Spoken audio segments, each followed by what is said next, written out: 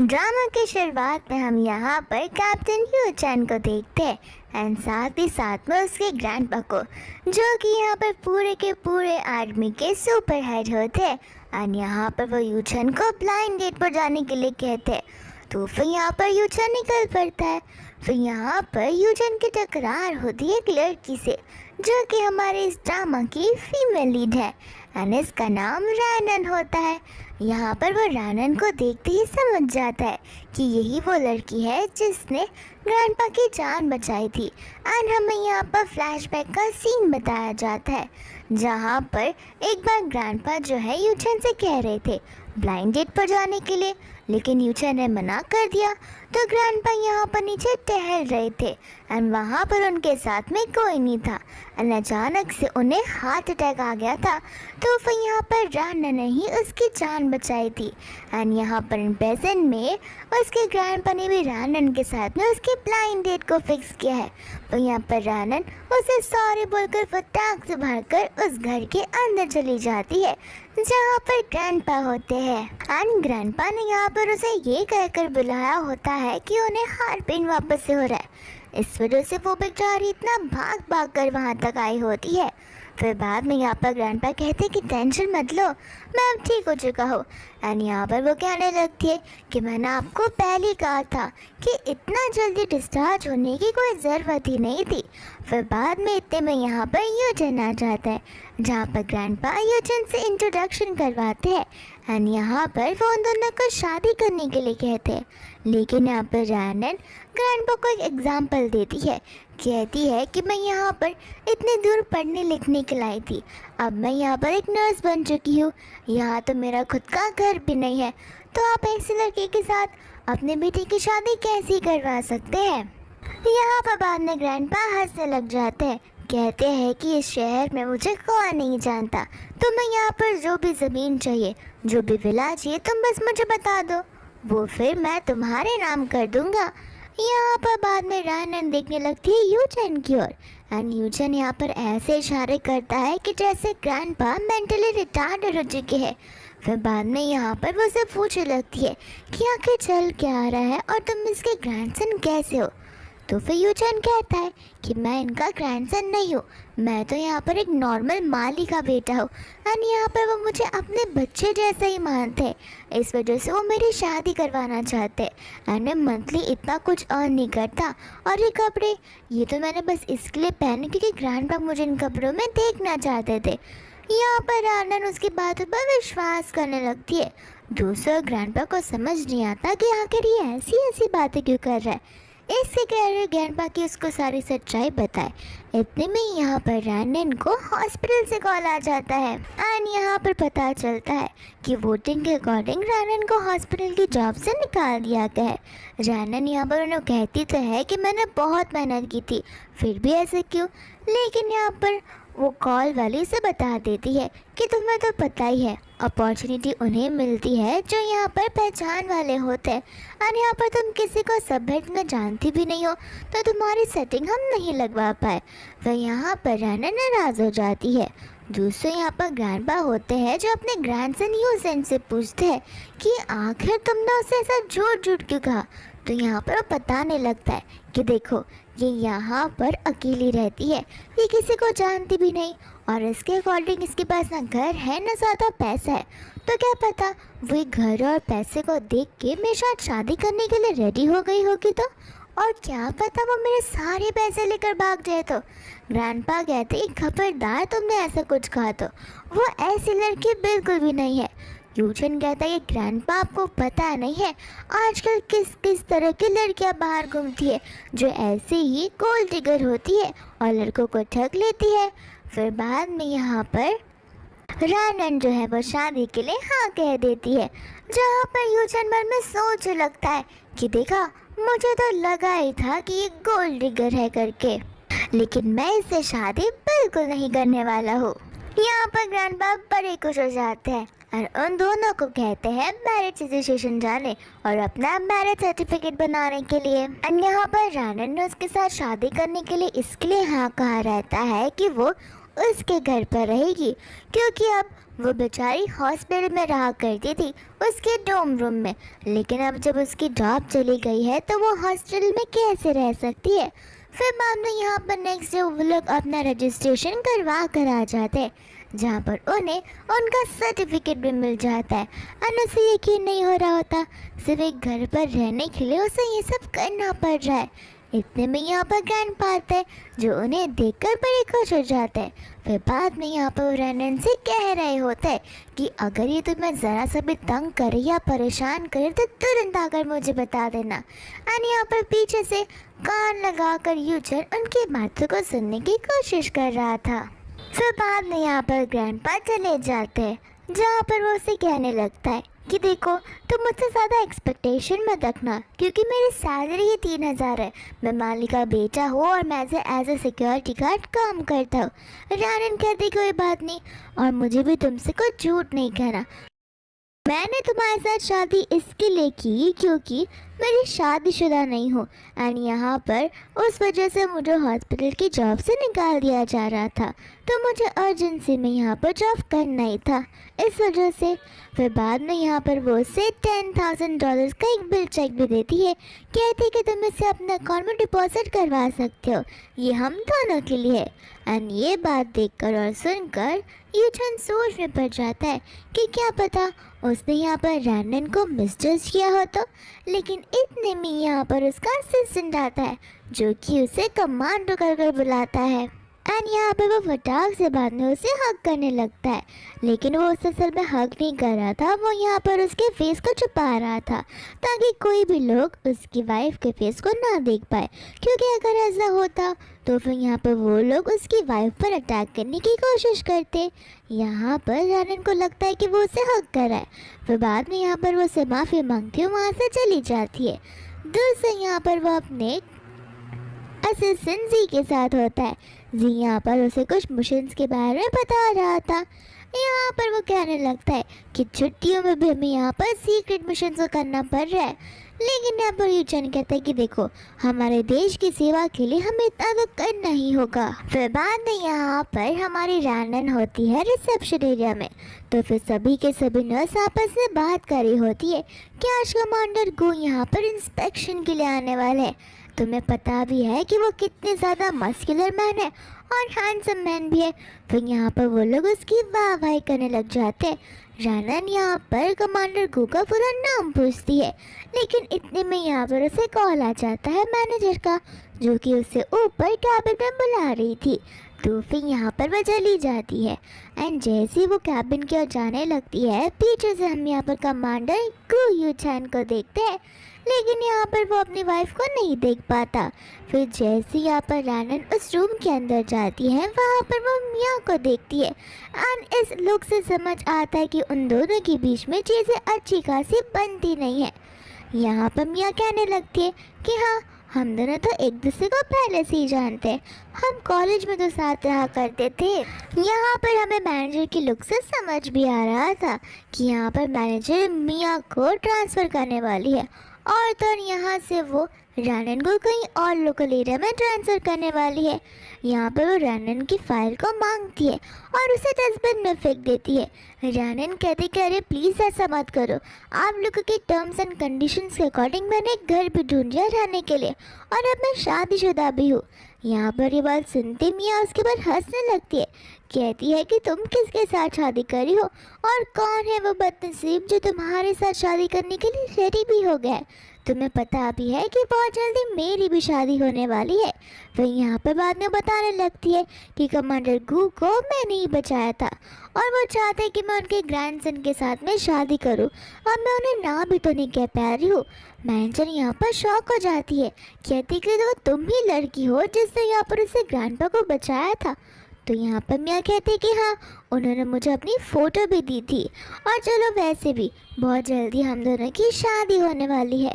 यहाँ पर आनंद वो फ़ोटो को देख लेती है और यहाँ पर वो कहने लगती है कि तुम जिसे ग्रैंडपा समझ रही हो वो तो वो है ही नहीं, आखिर तुम इतना झूठ झूठ कैसे बोल सकती हो, और तुमने इस इंसान को नहीं बचाया है। यहाँ पर मियाँ उसे खड़ी होकर बड़े से टॉर्चर वे में कहने लगती है कि तुम कह रहे हो कि मैंने जान नहीं बचाई, तो इसका मतलब क्या है कि तुमने उनकी जान बचाई है। रैनन कहती कि हाँ सही कहा, मैंने इस ग्रैंडपा की जान बचाई है। यानी कोई कमांडर वमांडर नहीं है, ये एक नॉर्मल सा जनरेटर है। तो फिर यहाँ पर मैनेजर बोलने लगती है कि तुम्हें तो कुछ पता ही नहीं है कि वो कौन है। उनकी real identity as a commander ही है। जब तुम्हें कुछ पता नहीं है तो तुम इतना साफ साफ झूठ क्यों बोल रही हो? बेहतर होगा तुम सच्चाई को कबूल कर लो। रैनन कहते कि अगर दम है तो फिर जाकर सीसीटीवी फुटेज को चेक कर लो, उसमें सब कुछ कैप्चर हो गया होगा। लेकिन यहाँ पर मैनेजर और मिया उनमें से कोई भी यहाँ पर उसकी बात सुनने के लिए रेडी नहीं था। यहाँ तक कि मैनेजर उसकी फाइल को लेती है और फेंक देती है हवा में। और यहाँ पर रैनन को याद आती है बात अपनी मम्मा की, जहाँ पर उसकी मॉम की एक आखिरी विश थी कि रैनन उसी हॉस्पिटल में एज ए नर्स काम करे और लोगों की जान बचाए। फिर यहाँ पर रैनन को गुस्सा आ जाता है। फिर बाद में हम यहाँ पर यो चैन को देखते हैं, जो कि ज्वेलरी डायरेक्टर के साथ में था। और यहाँ पर बाजू वाले रूम में झगड़ा हो रहा था। तो फिर यहाँ पर उन्हें सारी की सारी आवाज़ सुनाई दे रही थी। यहाँ पर यूचन को गुस्सा आ जाता है कि आखिर वो कौन है जो मेरी वाइफ बनने का नाटक कर रहा है। तो फिर वो तीनों की दोनों ये देखने के लिए चल पड़ते हैं। और यहाँ पर दूसरा मिया और मैनेजर जो है वो दोनों के दोनों मिलकर रैनन पर टूट पड़ती है। रैनन यहाँ पर उन्हें भी सुना देती है। मैनेजर कहते कि जितनी बड़बड़ करनी है कर लो, लेकिन मेरे कैबिन के बाहर जाकर कहो। एंड यहाँ पर रैनन कह देती है कि मैं अपर हेड में जाकर तुम्हारी कंप्लेन करूँगी। फिर बाद में यहाँ पर वो अपने सारे के सारे जो डॉक्यूमेंट्स हैं वो जाने लग जाती है। एंड यहाँ पर मिया रैनन को धीरे से कहती है कि तुम्हें पता है मेरा भाई मिस्टर गू के अंडर ही काम करता है, तो फिर तुम कितनी भी सच बोल लो आखिर तुम्हारा सच कभी बाहर आने ही नहीं वाला है। एंड यहाँ पर रैनन को समझ आता है कि मिया तो यहाँ पर साफ साफ झूठ बोल रही है। फिर बाद में यहाँ पर रैनन गुस्से में उसे सुना देती है, जहाँ पर मैनेजर रैनन को सुनाना शुरू कर देती है। और वो दोनों के दोनों यहाँ पर रैनन को धक्के मार रही थी। लेकिन इतने में यहाँ पर मिस्टर गू यानी कि यूचन आ जाता है, जो कि रैनन को पकड़ लेता है। यहाँ पर सभी लोग उसे ही मिस्टर गू समझ रहे होते, हालांकि वो मिस्टर गू यूचन तो होता ही है। लेकिन यहाँ पर अपनी वाइफ के सामने वो नाटक कर रहा था, तो वो कहने लगता है कि मैं मिस्टर गू नहीं हूँ, मिस्टर गू तो ये है। यहाँ पर जी अपने मन में सोचने लग जाता है कि ये मुझे कमांडर अचानक से क्यों बना रहा है। फिर बाद में यहाँ पर जी कहने लगता है कि आखिर यहाँ पर चल क्या रहा है। तो मैनेजर यहाँ पे बताने लगती है कि ये लड़की बड़ी चालाक है और बड़ी चिंत इंसान है। यहाँ पर ये कह रही है कि इसने ग्रैंडपा की जान बचाई थी, यानी कि आपकी ग्रैंडपा की। लेकिन यहाँ पर हमें पता है कि मिया ने उसकी जान बचाई थी। फिर बाद में यहाँ पर यूचन कहने लगता है कि आखिर तुम्हारे पास प्रूफ क्या है। मैनेजर यहाँ पर यूचन पर चिल्लाने लगती है कि तुम जैसे असिस्टेंट यहाँ पर बीच में बातें क्यों कर रहे हो। एंड यहाँ पर जी उस पर चिल्ला देता है कि तुम्हारी हिम्मत कैसी हुई इसकी तरह से बात करने की। एंड वो ऐसा इसलिए करता है क्योंकि वो उसका कमांडर होता है और अपने कमांडर को रिस्पेक्ट करना ही सबसे इम्पॉर्टेंट चीज़ होती है। यहाँ पर रैनन भी सोचती है कि आखिर मिस्टर गू यहाँ पर मेरे हस्बैंड को क्यों प्रोटेक्ट कर रहे हैं। फिर बाद में जी कहने लग जाता है कि वो मेरा असिस्टेंट है एंड मुझे उस पर पूरा भरोसा है, वो जो कहेगा सच ही कहेगा, तुम यहाँ पर उसे उल्टे मुंह बात नहीं कर सकती। बाद में यहाँ पर मिया जो है वो फोटो दिखाना शुरू कर देती है और दर्जी यहाँ पर उस फोटो को ले लेता है। एंड वो तो ग्रैंड भाई होता है एंड वो डर के मारे यहाँ पर यूचन को वो फोटो दे देता है, कहता है कि मेरा असिस्टेंट तुम्हें ये सब एक्सप्लेन करेगा। यहाँ पर यूचन कहने लग जाता है कि ये कोई आर्मी के लीडर वीडर नहीं है, ये तो एक नॉर्मल सा जनरेटर है और वो मेरे ग्रैंडपा है, तुम्हें किसी और इंसान को गलत समझ रहा है। यहाँ पर मियाँ मन में सोचने लग जाती है कि शायद से मैंने गलती से कोई और फोटो ही चुरा ली है। फिर बाद में यहाँ पर वो उन दोनों पर गुस्सा करने लगता है कि तुम यहाँ पर अपनी कलीग को ही बुली करिए, तुम्हें शर्म नहीं आती। और यहाँ पर वो जी को आगे भेजता है, जहाँ पर जी एज अ कमांडर उन्हें बड़ी बड़ी डांट लगाता है एंड कहता है कि तुम दोनों को तो यहाँ पर रहने का हक भी नहीं है। फिर वो दोनों के दोनों यहाँ पर माफ़ी मांगने लगती है एंड जी यहाँ पर रैनन की तारीफ़ करते हुए कहता है कि तुम हॉस्पिटल में रहने के लायक हो और ये दोनों बिल्कुल नहीं, इन्हें तो मैं अच्छे से सबक सिखा कर रहूँगा। एंड यहाँ पर इनडायरेक्टली उसका हस्बैंड उसे बड़ी अच्छे से हेल्प कर देता है। फिर बाद में यहाँ से वो लोग बाहर जाने लगते हैं। रानन यहाँ पर यूचन से पूछती है कि आखिर कमांडर को तुम्हें लेके इतने प्रोटेक्टिव क्यों थे एंड तुम यहाँ पर उनके अंडर कैसे काम करते हो, तुम तो नॉर्मल से सिक्योरिटी गार्ड हो ना। यहाँ पर यूचन कहने लग जाता है वो एक्चुअली मैं जिस जगह का सिक्योरिटी गार्ड हूँ ना, तो वो जो कंपनी है उनकी फैमिली ओन करती है एंड यहाँ पर मेरे स्किल्स को देखकर वो चाहते हैं कि मैं उनके अंडर थोड़ा बहुत काम कर लूँ, बस इस वजह से। फिर बाद में यहाँ पर रानन से पूछने लगती है कि क्या मैं तुम्हारे घर रह सकती हूँ। यहाँ पर मिस्टर को शॉक हो जाता है क्योंकि अगर रानन उसके साथ उसी के घर पर रहेगी तो फिर मिस्टर गू का सारा भांडा फूट सकता है एंड यहाँ पर यूचन नहीं रहेगा और उसे उसकी आइडेंटिटी का पता चल जाएगा। तो फिर यहाँ पर वो उसे कहने लगता है कि देखो फिलहाल तो मेरा घर बहुत मैसी है, लेकिन मैं जाकर उसे क्लीन अप कर दूंगा, फिर मैं शाम को खुद ब खुद तुम्हें लेने के लिए आ जाऊंगा। इतना बोलकर वो वहाँ से चला जाता है, जहाँ पर रैंडन को यूचन का बिहेवियर बड़ा अच्छा लगता है। उसे लगता है कि कितना पोलाइट, हम्बल और काइंड इंसान है। फिर बाद में यहाँ पर यूचन चला जाता है ग्रैंडपा के पास में, जहाँ पर ग्रैंडपा उससे बड़ा सुना रहे होते हैं। कहते हैं कि इस पूरी की पूरी कंट्री में मेरा एक रेपुटेशन है जो कि तुमने पान में मिला दिया है एंड यहाँ पर तुमने मुझे जनरेटर का पोस्ट दिया है और खुद को सिक्योरिटी गार्ड का। तुम्हें समझ भी आ रहा है कि तुम कितना बड़ा झूठ बोल रहे हो। मुझे यहाँ पर रैनन को सारी बातें बतानी होगी एंड यहाँ पर जैसे ही वो फ़ोन को लेता है यूजन उनका फ़ोन वापस रख देता है। कहता है कि देखिए ग्रैंडपा, मैंने अभी उससे शादी की है एंड शादी के पहले उसने मुझे कहा था कि वो मेरे घर पर रहेगी, तो क्या पता ये विला देखकर वो ऑब्सेस हो गई हो। एक बार मैं उसको जान लूँ, परख लूँ और उसके बाद में हम उसे सच्चाई बता सकते हैं। ग्रैंडपा कहते कि तब तक कहाँ सड़कों पर रहोगे क्या। यूजन कहते कि आप टेंशन मत लीजिए, मैं उसकी कुछ अरेंजमेंट्स कर लूँगा। फिर बाद में यहाँ पर वो अपने असिस्टेंट को कॉल लगाता है, जहाँ पर वो उसे घर बुक करने के लिए कहता है। असिस्टेंट कहता है कि ठीक है, वो विला खाली पड़ा है, मैं उसे क्लीनिंग करवा देता हूँ। यहाँ पर वो उसे चिल्ला कर कहता है, बोलता है कि मुझे एक नॉर्मल सा घर चाहिए 80 स्क्वायर फीट का, उससे ज़्यादा नहीं, एंड हाँ एक सस्ती वस्ती सी कार भी खरीद लेना। फिर बाद में यहाँ पर रैनन को लेकर उसके घर पर आ जाता है।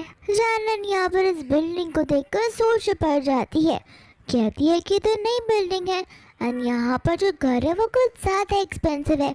तुम पक्का सिक्योरिटी गार्ड का ही काम करते हो ना, क्योंकि उसकी सैलरी में यहाँ पर घर खरीदना बहुत मुश्किल काम है। घर खरीदना तो छोड़ो, हम उसे रेंट आउट भी नहीं कर सकते। फिर बाद में यहाँ पर वो सोच पड़ जाता है। रैनन कहती घर तक तो ठीक था और ये कार, इतनी लग्जरियस कार तुम्हारे पास कहाँ से आई। फिर बाद में यहाँ पर उसे एक आइडिया आता है, तो फिर यूजन कहने लगता है कि मैंने कहा था ना कमांडर गू को हमारी शादी के बारे में पता है, तो फिर यहाँ पर ये घर उन्होंने मुझे ऐसे गिफ्ट दिया है और ये कार तो मैंने रेंट पर ली है और इस कार के लिए मुझे उन्हें धीरे धीरे पे करना पड़ेगा। ऐसे भी ये उनकी सेकेंड हैंड कार है जो कि वो चलाते नहीं है, इस वजह से उन्होंने मुझे दे दिया। एंड मनी मन यहाँ पर वो जी क्यों गालियाँ दे रहा होता है कि इसे मैंने कहा था एकदम गरीबों जैसे चीज करने के लिए, लेकिन ये इंसान तो बुरा उल्टा ही कर बैठा। फिर बाद में यहाँ पर वो लोग ऊपर की ओर चले जाते हैं। यूचन यहाँ पर रैनन को देखकर मन में सोच रहा था कि यहाँ पर एक्टिंग कर रही है या फिर ये सच में इतनी पागल है जो मेरी बात इतनी आसानी से मान रही है। हालांकि मुझे लगता है कि मेरी वाइफ के साथ मुझे ऐसा ट्रीटमेंट नहीं करना चाहिए, लेकिन क्या पता ये आगे जाकर कोई ठग निकली तो। फिर यहाँ पर जैसे ही वो लोग घर के अंदर आते हैं, रैनन तो पूरे के पूरे घर को देख एकदम सरप्राइज हो जाती है क्योंकि वो बहुत बड़ा घर होता है। यूजन मन में सोच रहा था कि मेरे लिए तो ये घर बहुत ही छोटा है, न जाने यहाँ का बाथरूम कितना छोटा सा होगा, लेकिन यहाँ पर रैनन को ये घर बड़ा मस्त लगता है और बहुत ज़्यादा स्पेशियस भी।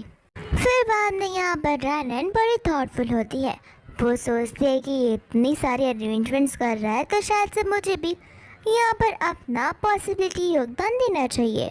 तो फिर यहाँ पर वो कुछ पैसे जमा करती है एंड उसे देने लग जाती है, लेकिन यहाँ पर वो उसे टॉवल में देकर अपना मुंह मोड़ लेती है और शर्माने लग जाती है।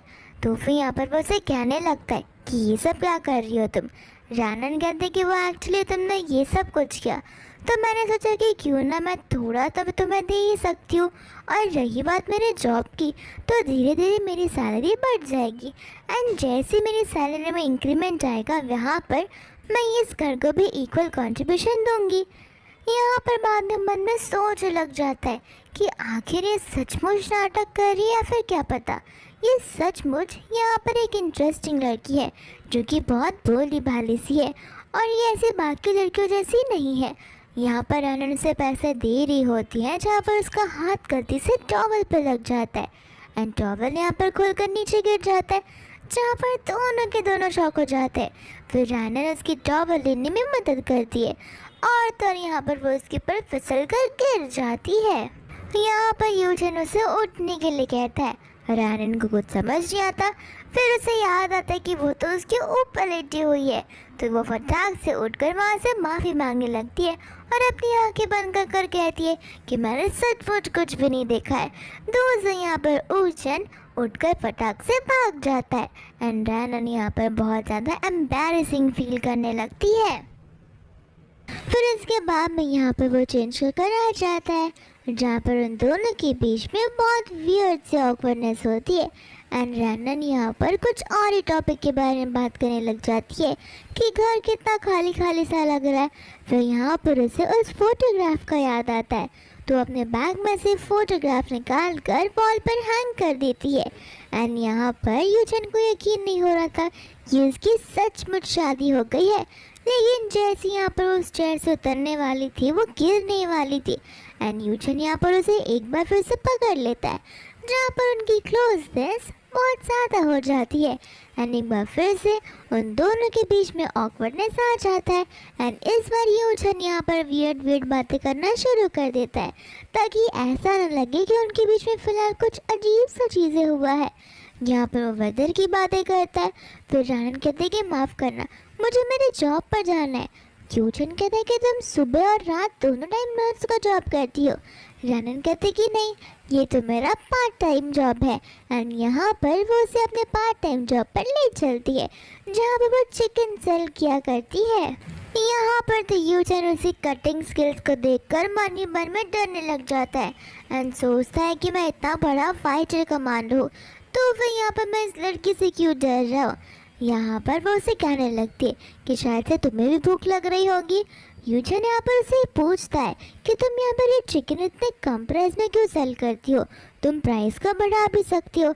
लेकिन रानन कहते कि नहीं, यहाँ के एरिया वाले लोग ज़्यादा अर्निंग नहीं कर पाते, तो फिर अगर मैंने प्राइस इंक्रीज़ कर दी तो वो लोग यहाँ पर कैसे कुछ खा ही नहीं पाएंगे और ऐसे भी उनका पेट भरे, यही मेरी ख्वाहिश है।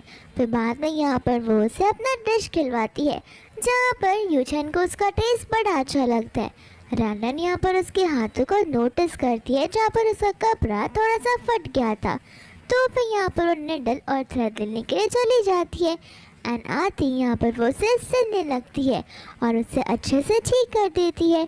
यूजन यहाँ पर उससे पूछने लग जाता है कि आखिर तुम्हें हर एक चीज़ें कैसे आती है। रानन कहती है कि अगर बहुत यंग एज में तुम्हारे मॉम डैड इस दुनिया में ना रहे तो तुम्हें खुद के ऊपर ही डिपेंडेंट होना पड़ता है। यूजन यहाँ पर टॉपिक चेंज कर कहने लगता है कि आओ मैं तुम्हारी मदद करता हूँ और यहाँ पर वो उसकी हेल्प करने लगता है। इतने में यहाँ पर एक लग्जरियस की कार में से मिया आ जाती है एंड कहती कि अरे वाह, एक नर्स यहाँ पर ये सारी जॉब कर रही है। यूजन ने यहाँ पर मास्क पहना हुआ था। रानन यहाँ पर उसे साफ साफ कह देती है कि देखो, नर्स वाली जॉब के बाद मैं कुछ भी करूँ मेरी लाइफ में वो मेरा पर्सनल मैटर है, तुम यहाँ पर कुछ काम चाहिए तो वो काम कर कर जाओ। तो फिर मियाँ कहते कि हाँ, मुझे तो यहाँ पर चिकन खाने का मन करा, तो मैं तो तुम्हारी कस्टमर हुई, तो याद रखना तुम मुझे अच्छे से ट्रीट करो। फिर यहाँ पर वो उसे डिश दे देती है जहाँ पर मियाँ बिना उसे खाए फेंक देती है, कहती है कि कितना गंदा बनाया तुमने ये, इस वजह से इसे तुम इतने कम प्राइस से बेच रही हो। यहाँ पर यूजन कहने लगता है कि नहीं, ये गंदा तो बिल्कुल भी नहीं है, ये तो प्रॉपर टेस्ट कर रहा है। मियाँ कहते कि हाँ हाँ, लगता है कि तुम उसके हस्बैंड हो, इस वजह से यहाँ पर तुम उसकी साइड ले रहे हो। तुम्हें पता नहीं है कि मेरा भाई कौन है। मेरा भाई कमांडर गू के असिस्टेंस में काम करता है, तो तुम्हें पता ही होगा कि उसका रेपुटेशन कितना बड़ा होगा। फिर भी हम यहाँ पर आकर खा रहे हैं। यहाँ पर यूचन अपना मास्क उतार देता है, जहाँ पर उसका भाई कमांडर गू को देखकर शॉक हो जाता है और यहाँ पर बाद में वो उसे नील डाउन करके माफ़ी मांगने लगता है। यहाँ पर यूचन को गुस्सा आता है। वो कहता है कि अगर तुम्हें इतनी ही माफ़ी मांगनी है तो जाकर जिस चिकन को फेंका है उसे खाने लग जाओ। एंड यहाँ पर उसका भाई उस चिकन को खाने लग जाता है। रैनन यहाँ पर उसे कहने लगती है कि अगर आपको चिकन खाना है तो मैं आपको दूसरा दे देती हूँ, वो पड़े हुए चिकन को तो इस तरीके से मत खाइए। यहाँ पर उसकी बहन उसे रोकने लगती है और गुस्से में आकर वो उसे थप्पड़ मार देता है। कहता है कि मैंने तुम्हें सारी की सारी चीज़ें देकर पूरा स्पॉइल कर दिया है, तुम्हें तमीज़ ही नहीं है कि अपनों से कैसे बात की जाती है। लगता है तुम्हें मुझे सबक सिखाना ही पड़ेगा। फिर यहाँ पर वो माफ़ी के तौर पे ढेर सारे पैसों का बंडल निकालता है और उन्हें देने लग जाता है, जहाँ पर रैनन भी शॉक हो जाती है कि आखिर उसने ये सब क्यों किया। फिर बाद में यहाँ पर रैनन को कॉल आ जाता है उसकी मम्मा का, यानी कि उसकी स्टेप मदर का, जो कि उसे घर बुला रही होती है। एंड यहाँ पर न जाने वो कैसे उसकी न्यू वाले घर में पहुँच गई थी। साथ साथ यहाँ पर रैनन का स्टेप ब्रदर भी होता है। यहाँ पर वो लोग तो पूरे के पूरे घर को देखकर बहुत ज़्यादा शौक से हो जाते हैं, क्योंकि आज तक उन्होंने ऐसी महंगी चीज़ कभी देखी नहीं होती है। यहाँ पर उसकी मम्मा कहने लगती है कि तुम तो बड़ी चालाक निकली, तभी मैं सोचूं कि तुम घर छोड़कर कहाँ रह रही थी, वो भी अकेली और इतना टाइम से। रैनन कहती है कि घर मेरा नहीं है, मेरे हस्बैंड का है। उसकी स्टेप मदर कहने लगती है कि इतनी जल्दी शादी भी कर ली बिना अपनी मम्मा को बताए। रैनन यहाँ पर उसे अपनी लाइन क्रॉस करने से मना करती है, तो फिर उसकी मम्मी जाकर चुपचाप बैठ जाती है एंड यहाँ पर वो उसे पैसे मांगने लगती है, लेकिन रैनन यहाँ पर कुछ भी देने से मना कर देती है। तो फिर यहाँ पर आसपास कई सारी लग्जरियस चीज़ें रखी हुई थी एंड उनकी मम्मी उसे उठाकर बैग में रखने जा रही थी। रैनन कहती है कि प्लीज़ इन सब को छूइए मत, ये सब कुछ मेरे हस्बैंड का है। यहाँ पर उसकी स्टेप मदर को बड़ा गुस्सा आ जाता है, तो फिर वो रैनन का बैग ले लेती है एंड उसके अंदर जितने पैसे होते हैं वो निकाल कर लेने लगती है। रैनन उनसे बहुत मना करती है कि उसने बहुत मेहनत से वो सब कमाया है, तो उसकी स्टेप मॉम बोलने लगती है, हाँ तो मेहनत से कमाया तो इसमें मैं क्या करूँ, ऐसे भी ये सारे पैसे मैं तुम्हारे डैड के इलाज के लिए यूज़ करने वाली हूँ, और उस बुढ़ी ने तो इतना लोन ले लिया है कि हम लोन चुकाते चुकाते ही मर जाएंगे। यहाँ पर यूजन उसकी बातों को सुन रहा होता है एंड वो आंटी रैनन से कह रही थी कि तुम्हारी शादी हो चुकी है ना, तो जाओ जाकर अपने हस्बैंड से हमें पैसे देने के लिए कहो। रैनन यहाँ पर ऐसा करने से साफ मना कर देती है एंड यूजन यहाँ पर रैनन को अंदर बुला लेता है एंड यहाँ पर यूजन उसे कार्ड देने लगता है, ये कहते हुए कि इसके अंदर 1 लाख है, यहाँ पर तुम ये अपने डैड के लिए यूज़ कर सकती हो। रैनन यहाँ पर वो पैसे लेने से साफ साफ मना कर देती है एंड यूजन को समझ आ रहा होता है कि ये नाटक नहीं कर रही है, ये बहुत ही सिंसियर और प्योर हार्टेड लड़की है। फिर बाद में उसे कहते कि देखो ऐसे भी तुम्हारा फैमिली मैटर है और तुम्हारा फैमिली मैटर मेरा फैमिली मैटर है, तो तुम पैसों को रख सकती हो। रैनन यहाँ पर वो कार्ड को ले लेती है और उससे माफ़ी मांगती है, लेकिन कहती है कि सारे के सारे पैसे मैं तुम्हें ज़रूर लौटा कर रहूँगी।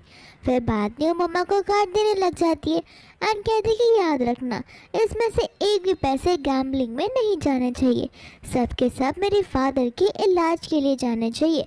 तो फिर यहाँ से वो लोग उससे थैंक यू बोलते वहाँ से चले जाते। यहाँ पर रैनन का स्टेप ब्रदर अपनी मम्मा से कहता है कि आपको नहीं लगता हम जो ये कर रहे वो गलत कर रहे, शायद से उसके पास भी इतने पैसे नहीं हैं। आंटी यहाँ पर कहने लगती है कि देखा नहीं कितने बड़े घर में रहती है और कितनी महंगी महंगी चीज़ वहाँ पर है, और तुम कहते हो कि उसके पास पैसे नहीं है। अगर नहीं भी होते तो मुझे पता है कि उस लड़की से पैसे कैसे निकलवाने हैं, और ऐसे भी मैं सब तुम्हारे लिए तो कर रही हूँ, तुम बस पैसे के मज़े लो। फिर बाद में यहाँ पर रैनन हॉस्पिटल में होती है, जहाँ पर उसे दूसरे हॉस्पिटल से कॉल आ जाता है एंड उसे बहुत ही बड़ा सदमा लग जाता है, क्योंकि उससे आज उसके डैड की मरने की खबर मिलती है। रैनन को यहाँ पर समझ नहीं आ रहा होता कि उसने पैसे तो भिजवा दिए थे टाइम से, तो फिर यहाँ पर उसके डैड का इलाज क्यों नहीं हो पाया।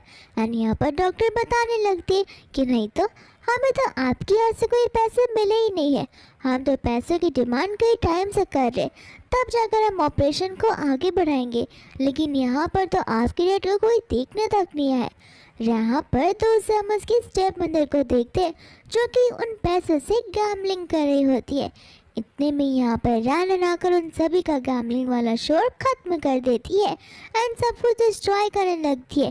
साथ ही साथ वो अपनी मम्मा के हाथ में एक जेड का ब्रेसलेट भी देखती है और उसे समझ आने लग जाता है कि सारे पैसे आखिर गए कहाँ पर है। यहाँ पर वो अपनी मम्मा पर बहुत चिल्लाती है, लेकिन उसकी मम्मा जो है कहने लगती है कि क्या करती मैं उस बुढ़े को जिंदा रखकर, ऐसे भी इतना बूढ़ा हो गया था वो। और रही बात बीमार होने की, तो आजकल हर कोई बीमार होता और मरता रहता है, अब ऐसे भी वो जॉब नहीं करता था, तो उसके भरोसे मैं क्या ही करती, अच्छा था कि वो इस दुनिया से चला गया। रैनन यहाँ पर उस पर बहुत चिल्लाती है, तो फिर यहाँ पर वो आंटी सीधा उसकी इमोशनल चीज़ों पर अटैक करने लगती है कि लगता है तुम्हारी मम्मा ने भी तुम्हें वही सिखाया, अच्छा हुआ कि तुम्हारे डैड तुम्हारी मम्मा के पास में चले गए। रैनन को गुस्सा आ जाता है एंड यहाँ पर वो आंटी को बड़े ज़ोर से थप्पड़ मार देती है। आंटी की जो फ्रेंड्स होती है वो सभी लोग शॉक हो जाती है कि ये तो इसकी बेटी है, लेकिन वो उसके साथ ऐसा क्यों कर रही है। यहाँ पर वो आंटी बाद में रैनन को लेकर झूठी झूठी कहानियाँ बनाने लगती है, फिर वापस से रैनन उन्हें मार देती है। लेकिन इतने ही टाइम में उसका बेटा वहाँ पर आ जाता है, जहाँ पर वो रैनन को पकड़ लेता है और वो आंटी यहाँ पर रैनन को थप्पड़ मारना शुरू कर देती है। फिर बाद में यहाँ पर वो आंटी कहने लगती है कि अब से जैसा मैं बोलूँगी वैसा ही तुम करोगी, तुम्हें जाकर कमांडर गू के असिस्टेंट से शादी करनी पड़ेगी। तुम्हें पता है अगर तुम मुझसे शादी कर लोगी कि तो तुम्हारे पास कितने पैसे आएंगे। यहाँ पर उसका बेटा बोलने लगता है, लेकिन ये तो पहले से ही शादीशुदा है, हम इसकी दूसरी शादी कैसे करवा सकते हैं। आंटी बोलती कि टेंशन मत लो, इसके पति को क्या ही प्रॉब्लम होगी, इसका पति तो एक नॉर्मल सा सिक्योरिटी गार्ड है, वो यहाँ पर कमांडर गू के असिस्टेंट का कुछ बिगाड़ ही नहीं सकता। और यहाँ पर ज़बरदस्ती वो लोग रैनन को कुछ पिला देते हैं, जहाँ पर रैनन को वो ज़्यादा सा डिजीनेस सा होने लगता है। लेकिन इतने में यहाँ पर मिस्टर गू यूटर्न सभी लोगों के साथ आ जाता है एंड यहाँ पर वो उसके भाई को बड़ा पीटता है एंड बाद में यहाँ से वो रैनन को उठाकर वहाँ से ले जाता है। यहाँ पर जैसे वो उसे घर लेकर आता है, रैनन यहाँ पर उसे किस करने लग जाती है। मिस्टर गू यानी कि यूचन पहले उसे किस तो करता है, लेकिन बाद में वो उसे अपने आप से दूर हटा देता है क्योंकि उसे समझ आता है कि फ़िलहाल वो अपने सेंसेस में नहीं है एंड यहाँ पर उसे ऐसा लगना नहीं चाहिए कि उसने उसका फ़ायदा उठाया।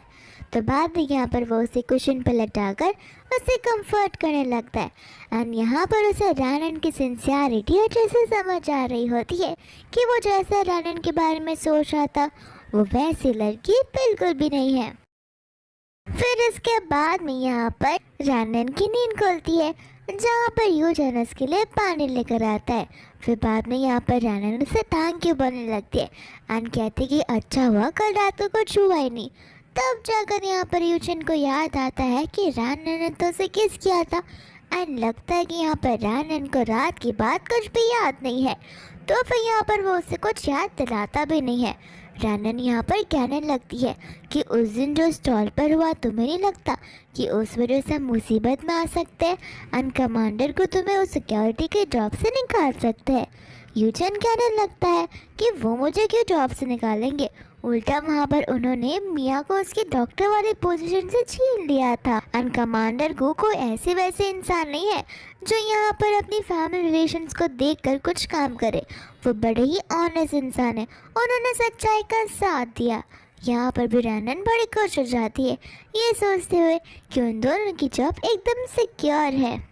फिर इसके बाद में यहाँ पर मिस्टर गो यानी कि यूटर्न चला जाता है रैनन की हॉस्पिटल में। यहाँ पर रैनन उसे पूछने लगती है कि तुम यहाँ पर क्या कर रहे हो।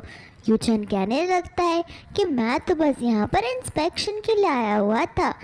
फिर बाद में रैनन यहाँ पर उसे कल के लिए वापस से थैंक यू कहने लगती है। यूचन कहता है कि अगर तुम्हें मुझे थैंक यू बोलना ही है तो क्यों ना तुम मुझे एक मील ट्रीट करो।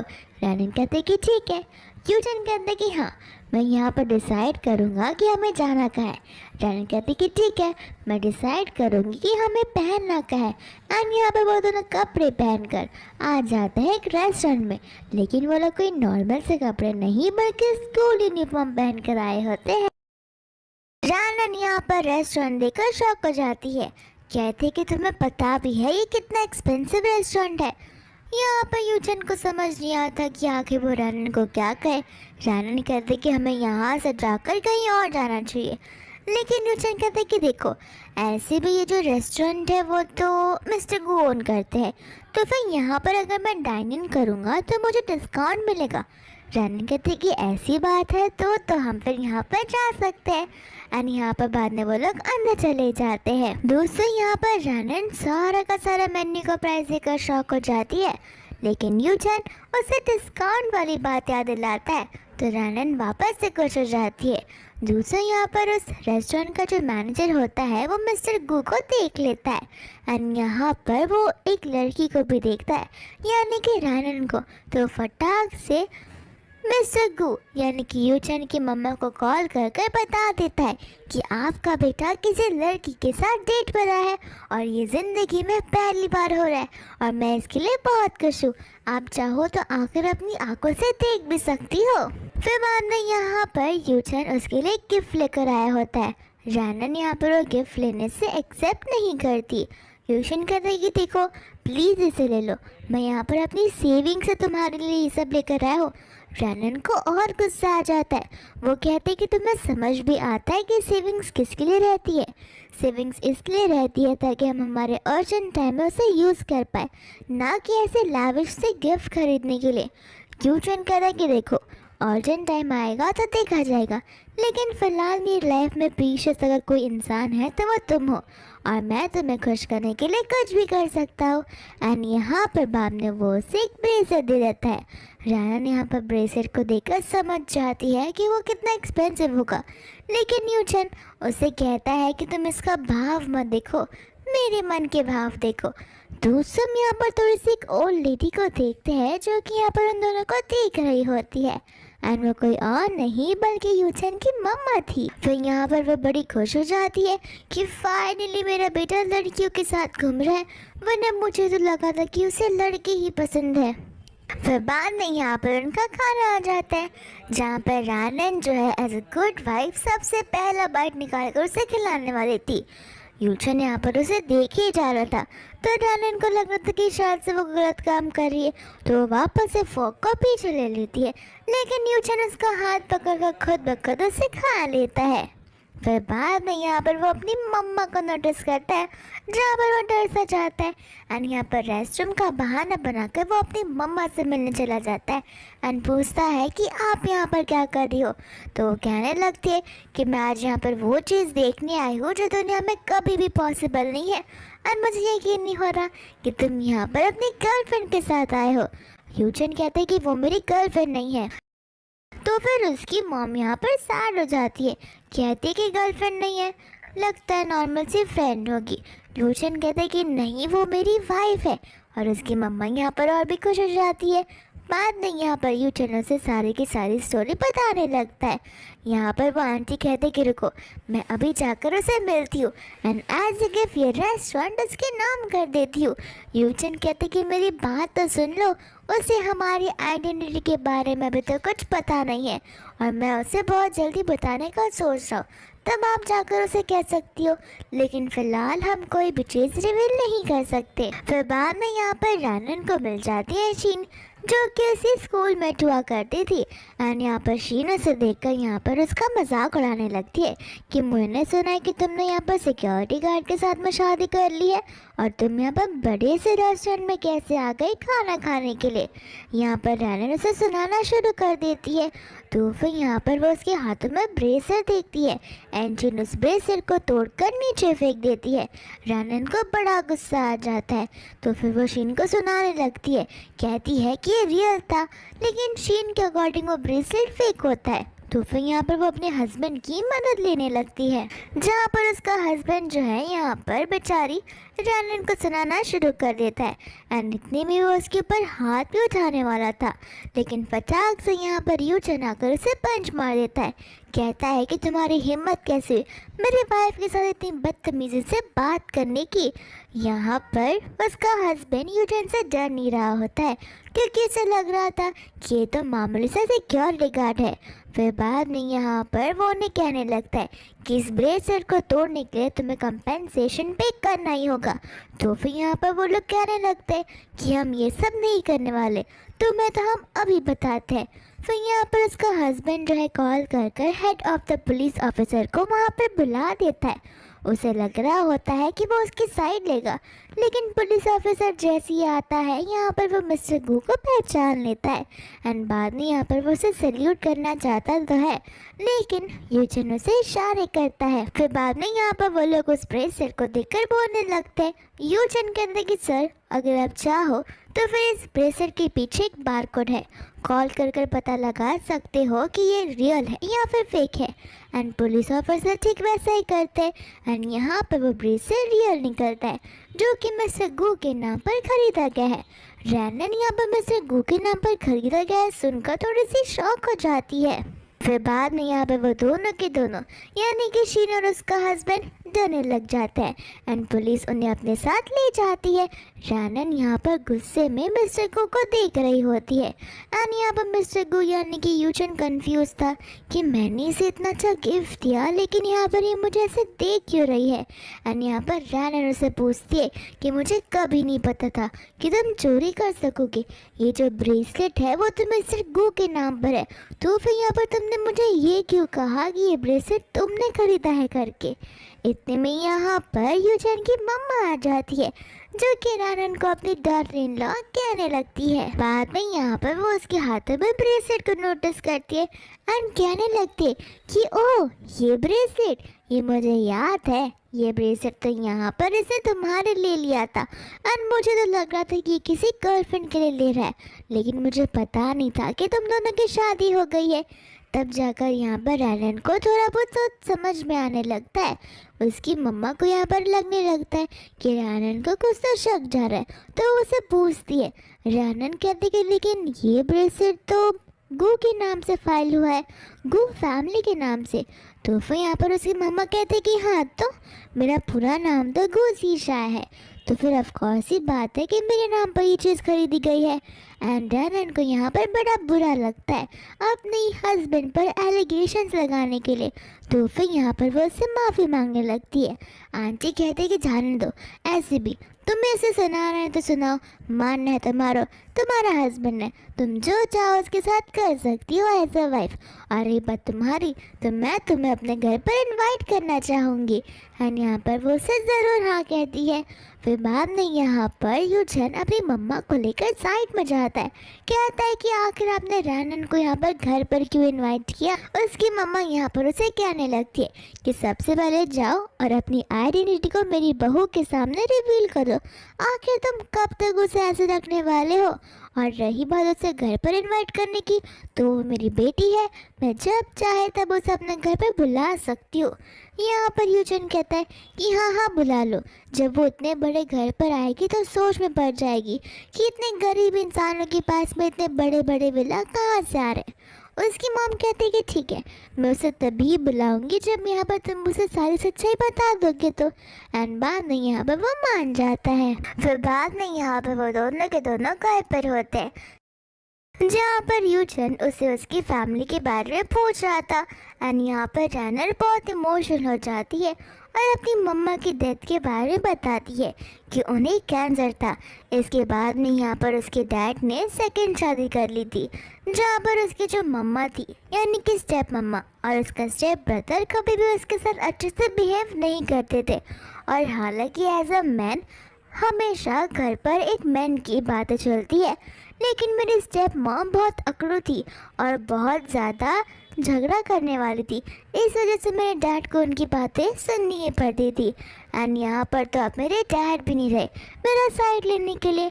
फिर बाद में यहाँ पर यूचन उसे पीछे से हक करता है एंड बोलता है कि कोई बात नहीं, मैं हूँ ना, मैं लाइफ टाइम तो मैं यहाँ पर प्रोटेक्ट करूँगा। फिर यहाँ पर उन दोनों की क्लोजनेस बढ़ जाती है। ऐसा लग रहा था कि जैसे वो दोनों किस करने वाले हैं, लेकिन उन्हें समझ आता है कि वो लोग आखिर में क्या कर रहे हैं एंड बाद में वो दोनों शर्माना शुरू करने लगते हैं। फिर बाद में यहाँ पर रैनन को उसकी मदर इन लॉ का कॉल आ जाता है, जो उसे कहने लगती है कि फ़िलहाल तो मैं तुम्हें घर पर इनवाइट नहीं कर सकती, लेकिन मैंने तुम्हारे लिए बहुत सारे सरप्राइजेस प्लान किए और तुम्हें कुछ टेंशन लेने की ज़रूरत नहीं है। फिर बाद में यहाँ पर जब वो लोग बात कर रहे होते हैं तो फिर उसकी मम्मा उसे बताने लगती है कि तुम्हें पता है ना कि मैं तुमसे क्या कह रही हूँ, लेकिन यहाँ पर रैनन को तो कुछ समझ ही नहीं आता। इसके बाद में कॉल कट हो जाता है, जहाँ पर रैनन उसे बताने लग जाती है कि तुम्हें पता है मुझे ऐसे लोग बिल्कुल पसंद नहीं जो मुझे क्यूरियोसिटी में डाल देते हैं, और तो और ख़ास करके वो लोग जो मुझसे झूठ बोलते हैं। इतना बोलकर वहाँ से चली जाती है, जहाँ पर बेचारा यूचन तब घबरा ही जाता है कि आखिर उसके दिमाग में ये आइडिया कहाँ से आया कि उसे रैनन को अपनी आइडेंटिटी को लेकर झूठ बोलना पड़ेगा। अब यहाँ पर वो दंग रह जाता है ये सोचते हुए कि आखिर वो कैसे उसे अपनी आइडेंटिटी के बारे में बताएगा, और साथ साथ वो ये भी सोच रहा होता है कि आखिर मेरी मम्मा ने कौन सा सरप्राइज प्लान किया होता। फिर बाद में यहाँ पर हम उसकी मम्मा को और ग्रैंडपा को देखते, जहाँ पर वो लोग एक छोटे से घर में शिफ्ट हो गए थे। उन्हें ये घर छोटा सा लग रहा था, लेकिन रैनन को ये घर कोई पैलेस से बड़ा नहीं लग सकता, क्योंकि उसके लिए छोटा सा स्पेस ही बहुत बड़ी जगह होती है। फिर बाद में यहाँ पर उसकी मम्मा ग्रैंडपापा गुस्सा करने लगती है कि आखिर आपने अपने ग्रैंडसन को क्या सिखा के रखा है, वो अपनी वाइफ से झूठ बोलने जा रहा है। ग्रैंडपा कहते हैं कि मैं तो नहीं चाहता था कि वो उसे झूठ बोले, मैंने उसे समझाने की कोशिश की, लेकिन वो इंसान है कि मेरी बात सुनने के लिए रेडी नहीं है। अब मुझे समझ नहीं आ रहा कि आखिर वो उसकी आइडेंटिटी को कब रिवील करेगा। आंटी बताने लगती कि किस तरीके से मुझे उसकी मदद करनी पड़ी थी। इतने में यहाँ पर रैनन आ जाती है, जो कि उन सभी के लिए गिफ्ट्स लाई होती है। यहाँ पर यूचन कहते कि तुमने शायद मेरे लिए भी गिफ्ट लिया होगा। रैनन कहते कि हाँ। फिर बाद में यहाँ पर सबसे पहले वो ग्रैंडपा को उनका गिफ्ट देती है, जो कि एक विंटर वाला हैट होता है। यहाँ पर ग्रैंडपा पूछने लगते हैं कि आखिर यही क्यों। यहाँ पर रैनन बताने लगती है कि अभी विंटर्स बहुत ज़्यादा आ रहे हैं और ठंडियाँ बढ़ती जा रही है, तो आपके जो ईयर्स है वो सेंसिटिव है, इसलिए मैंने यहाँ पर आपके लिए लाया है ताकि आप इसे हमेशा पहने और हवा आपके कान के अंदर ना आ जाए, ताकि आपकी तबीयत ख़राब ना हो। फिर बाद में यहाँ पर वो उसकी मम्मा को स्कार्फ देती है। उसकी मम्मा वो स्कार्फ देखकर बड़ी खुश हो जाती है, क्योंकि वो रैनन ने खुद ब खुद अपने हाथों से बनाया होता है। यहाँ पर वो खुशी के मारे बोलने लग जाती है कि मैं कितनी भी लग्जरियस स्टोर में जाकर शॉपिंग करूँ, लेकिन ये स्कार्फ मुझे नहीं मिलने वाला। रैनन यहाँ पर कंफ्यूज हो जाती है। फिर बाद में यहाँ पर यूचन कहता है कि लग्जरियस स्टोर से मेरी मम्मा का मतलब है कि वो ओल्ड लेडीज़ का स्टोर, जहाँ पे वो बेचारियाँ खुद के हाथों से ये सब बनाती है, तो मेरी मम्मा उन्हीं से ये सारी चीज़ें खरीदती है। बाद में यहाँ पर वो उससे अपना गिफ्ट मांगता है, जहाँ पर रैनन उसके लिए ग्लव्स लेकर आई थी। हालांकि उसे एक्सपेक्टेड नहीं था कि वो उसे ग्लव्स देगी, लेकिन इसके पीछे का मीनिंग बहुत बड़ा होता है। रैनन ने यहाँ पर यूचन को ग्लव्स इसके लिए दिए थे ताकि यूचन ठंडी के टाइम पे उसके हाथ कड़क ना हो जाए, क्योंकि वो एज ए सिक्योरिटी गार्ड जो वर्क करता है, तो उसे उसके हाथ को प्रोटेक्ट रखना बहुत ज़रूरी है। फिर बाद में यहाँ पर वो लोग लंच करने के लिए बैठ जाते हैं और उसकी मम्मा कहते कि स्पेशली मैंने ये सारी चीज़ें तुम्हारे लिए प्रिपेयर की है। ये बात सुनकर न जाने क्यों ग्रैंडपा और तो यूचन घबरा जाते हैं। ग्रैंडपा कहते कि बहू क्या तुमने ये सब बनाया? आंटी कहती कि हाँ मैंने ही ये सब बनाया, मैं चाहती थी कि बहुत टाइम से मैंने कुछ बनाया नहीं है, तो अब कुछ ना कुछ मैं स्पेशल बनाऊँ, इस वजह से मैंने ये सारी चीज़ें आप सभी लोगों के लिए बनाई है। फिर यूचन यहाँ पर ग्रैंडपा को सबसे पहली बाइट लेने के लिए कहता है। ग्रैंडपा कहते कि अरे तुम उसके बेटे हो, सबसे पहले तुम खा।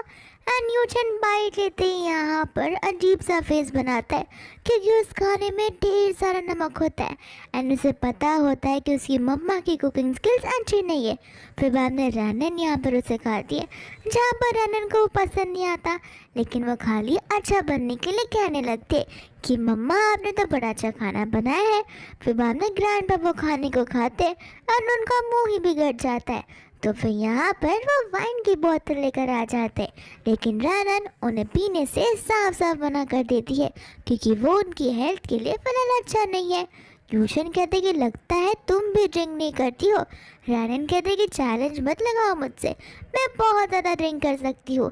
एंड यहाँ पर वो पूरी की पूरी बोतल को खाली कर देती है। फिर यहाँ पर वो अपने सेंसेस में नहीं होती तो यूशन उसे लेकर बेडरूम में चला जाता है जहाँ पर वो उसके गालों पर मल्टीपल किसेस कर रही थी। एंड यूशन नर्वस हो जाता है तो वो उसे वहाँ रेस्ट करने के लिए कहकर छोड़कर चला जाता है, लेकिन रैनन उसे रोकने लगती है, कहती है कि थैंक यू इस तरीके से मेरा ध्यान रखने के लिए। तो यूचन उसे लेकर सुलाने लगता है एंड यहाँ पर रैनन को उसकी मम्मा की याद आती है जहाँ पर वो रोने लग जाती है। फिर यूचन उसे लोरी गाते हुए कंफर्ट करता है जहाँ पर रैनन सो जाती है एंड सुबह उठते ही यहाँ पर रैनन का सर दुखने लगता है। यहाँ पर उसे बाद में धीरे धीरे कर कर रात रात को क्या हुआ था वो सारी बातें याद आने लगती है, जहाँ पर उसे समझ नहीं आ रहा होता कि आखिर अब वो यूचन को कैसे फेस करेगी और उसे बहुत एम्बैरेसिंग भी फील हो रहा होता है। फिर यहाँ पर वो ऐसे सोचने लगती है कि क्यों ना मैं उससे मिलूं और ऐसा एक्ट करूँ कि जैसे कुछ हुआ ही ना हो। फिर उसे लगेगा कि मैं भूल गई हूँ एंड वो मुझे याद थोड़ा ना दिलाएगा। इसके बाद में यूचन आ जाता है जहाँ पर आते ही वो उसे कहने लगता है कि मुझे पता है तुम्हें सब कुछ याद होगा क्योंकि तुम यहाँ पर कहे जा रही थी कि मैं कोई भी बात नशे के चक्कर में भूलती नहीं हूँ। और यहाँ पर रैनन ब्लश करने लग जाती है। फिर बाद में यहाँ पर रैनन होती है अपने हॉस्पिटल में जहाँ पर एक नर्स आकर रोने लग जाती है कि वैंग ने मेरे साथ ज़बरदस्ती करने की कोशिश की। तो फिर वो चली जाती है वैंग को सबक सिखाने के लिए, लेकिन यहाँ पर वैंग बातों से मान ही नहीं रहा था। वो रैनन को भी यहाँ पर छेड़ना शुरू कर देता है। फिर बाद में यहाँ पर आ जाती है मिया और न जाने मिया को कैसे इस हॉस्पिटल में एंट्री मिल जाती है।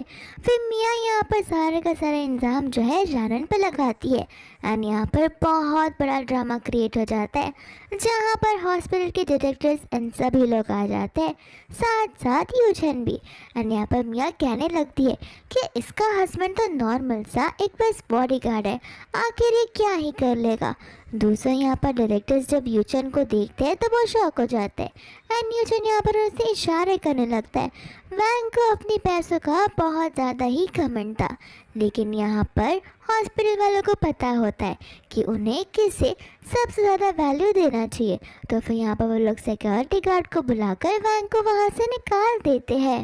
फिर बाद में यहाँ से वो लोग रास्ते पर वॉक करते हुए जा रहे थे जहाँ पर उन दोनों के बीच में बहुत ऑकवर्ड सा साइलेंस होता है क्योंकि यहाँ पर रैनन को समझ नहीं आ रहा होता कि आखिर वो यूचन से क्या कहे।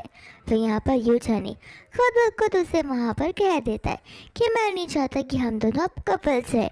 रैनन को यहाँ पर समझ नहीं आता, उसे ये लग रहा होता है कि शायद से वो उसे डिवोर्स की बात करने वाला है, लेकिन बात तो कुछ और ही थी।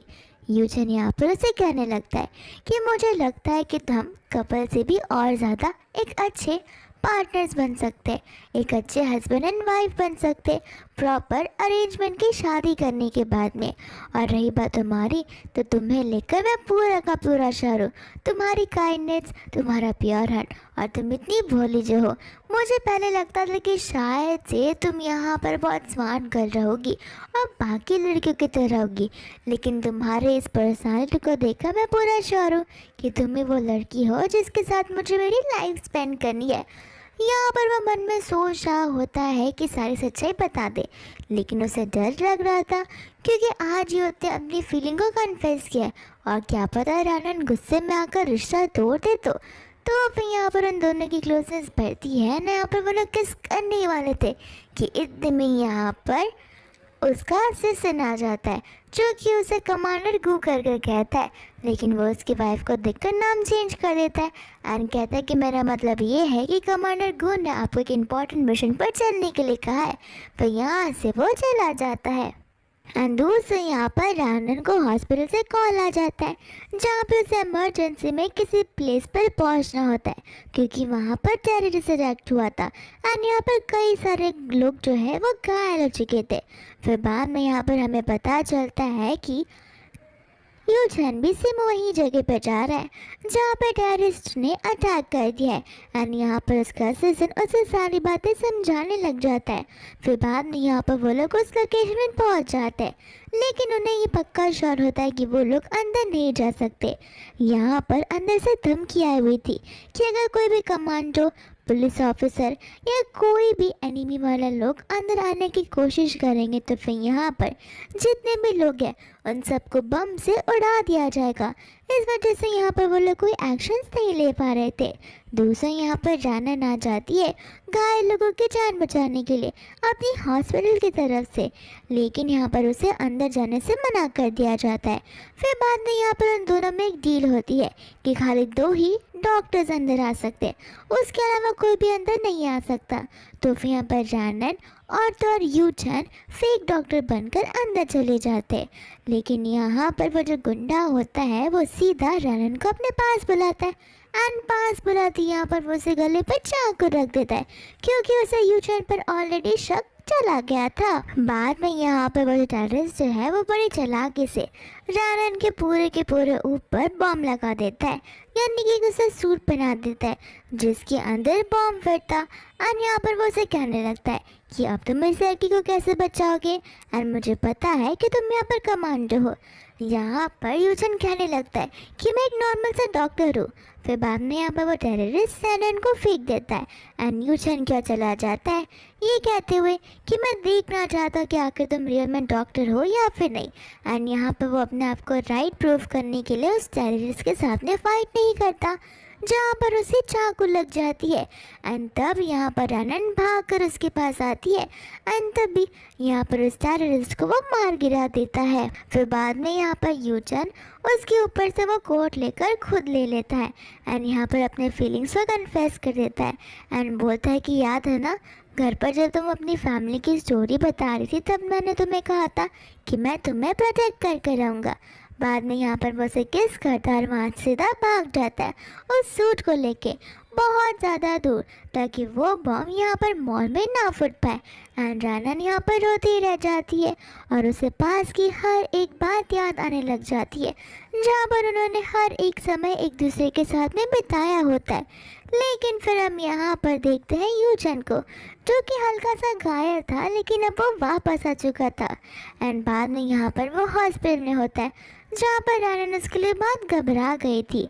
वो उसे कहने लगती है कि क्यों ना तुम अपना करियर स्विच कर लो तो एंड यहाँ पर वो थोड़ा सा नर्वस हो जाता है क्योंकि उसे पता होता है कि रानन के अकॉर्डिंग वो नॉर्मल सा सिक्योरिटी गार्ड है, लेकिन उसे पता नहीं होता कि वो कैप्टन कमांडो की लिस्ट में आता है। इतने में यहाँ से रानन चली जाती है जहाँ पर उसे कॉल आने लगता है एक लॉयर का जो उसे बताने लगती है कि अपने डैड ने मरने से पहले यहाँ पर कुछ घर आपके नाम पर करवाए थे आपके इनहेरिटेंस पे।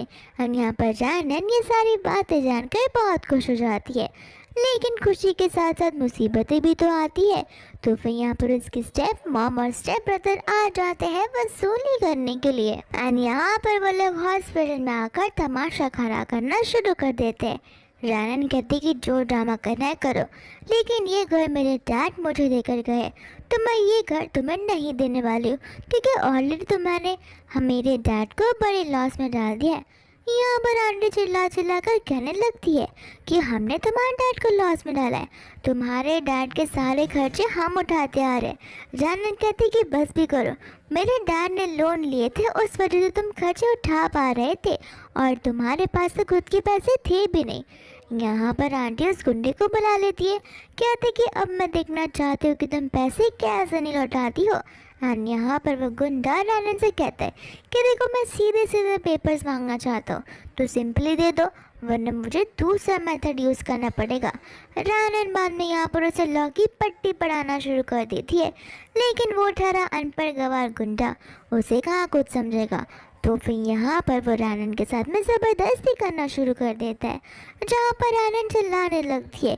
इतने में यहाँ पर यूजन आ जाता है, जो आते ही उसे पंच मार देता है और रानन को लेकर जाने लगता है, लेकिन वो गुंडा उन्हें रोकने लगता है। यहाँ पर यूजन उसे वार्न करता है कि देखो, मेरे दिमाग में मत छोड़ो, वरना मैं तुम्हारा पूरा का पूरा केस खराब कर सकता हूँ। लेकिन वो गुंडा कहता है कि तुम जैसा मामूली सिक्योरिटी गार्ड मुझे सिखाएगा कि मुझे क्या करना है। अभी के अभी यहाँ पर खड़े रहो, मेरी परमिशन के बिना कोई यहाँ से हिल भी नहीं सकता। तुम्हें पता नहीं है कि मैं कौन से गैंग का मेंबर हूँ।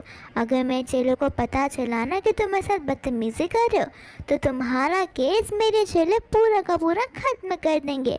यूजन को यहाँ पर गुस्सा आ जाता है। बाद में यहाँ पर वो सबने नाम बताता है, एंड ये नाम सुनकर तो रानन भी शॉक हो जाती है। एंड पीछे से कई सारे कमांडर्स आते हैं जो कि उस गुंडे को पकड़ लेते हैं एंड उसे एज ए कमांडो गो यूचन प्लेस करते हैं। एंड तब जाकर यहाँ पर रानन के सामने उसकी आइडेंटिटी रिवील हो जाती है। साथ साथ उसकी स्टेप मदर और स्टेप ब्रदर नीचे नी डाउन कर उनसे माफ़ी मांगने लगते हैं।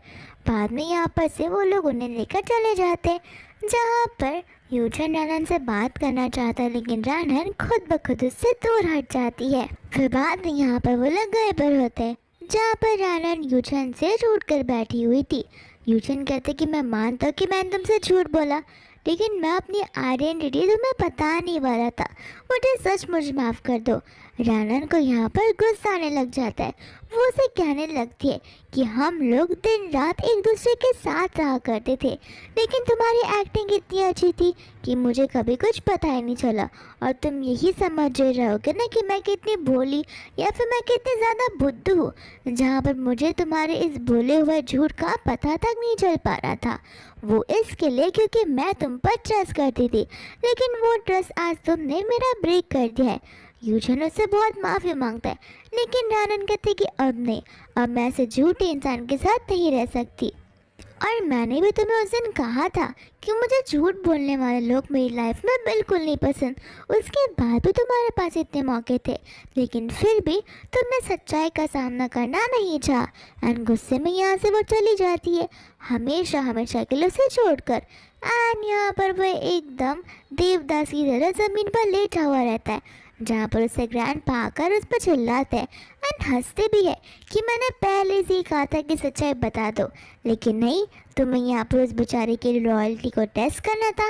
मैं शुरुआत से कह रहा था कि वो ऐसी लड़की नहीं है जैसा तुम सोच रहे हो, लेकिन देखो अभी भी देरी नहीं हुई है, वो खाली घर छोड़कर गई है।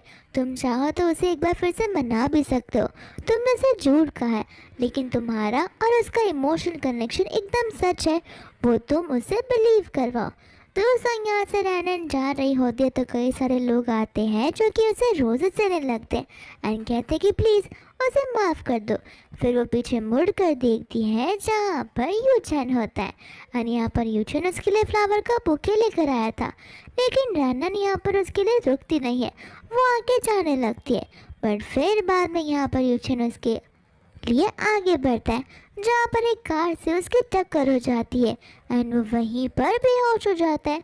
फिर रानन यहाँ पर उसे बहुत सारी बोलती है कि मैं तुम्हारी बात मान लूँगी, प्लीज़ उठ जाओ, मैं तुम्हारे साथ रहूँगी, कि मैं वादा करती हूँ, मैं तुम्हें छोड़कर कभी नहीं जाऊँगी। लेकिन यहाँ पर यूचन अपनी आखिरी सांसें ले रहा होता है।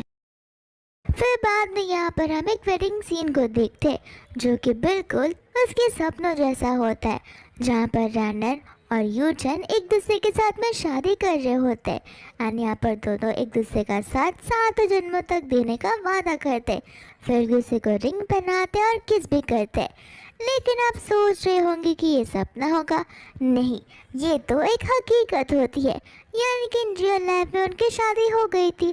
लेकिन जब वो अपनी आखिरी सांसें ले रहा था तो फिर ये शादी कैसे पॉसिबल है। तो हम चलते हैं थोड़ा फ्लैशबैक में, जहाँ पर रानन उसे मनाई जा रही थी कि तुम उठ जाओगे तो मैं तुम्हारा हमेशा साथ दूंगी, क्योंकि वो बेचारी बहुत डर गई थी और उसे रिग्रेट हो रहा था अपने इस डिसीजन पर, जहाँ पर वो उसे छोड़कर जा रही थी। एंड तब जाकर यहाँ पर यूचन उठता है। रनन को गुस्सा आ जाता है, लेकिन यूचन उसे समझाता है कि मुझे पता है कि तुम मुझसे इमोशनली कनेक्टेड हो और तुम मुझसे उतना ही प्यार करती हो, और मैं वादा करता हूँ कि इन फ्यूचर में मैं तुमसे कभी झूठ नहीं बोलूँगा। एंड बाद में यहाँ पर वो दोनों किस करने लगते हैं। एंड तब हमें समझ आता है कि आखिर ये वेडिंग डे तक कैसे पहुँचे, और ये वेडिंग एक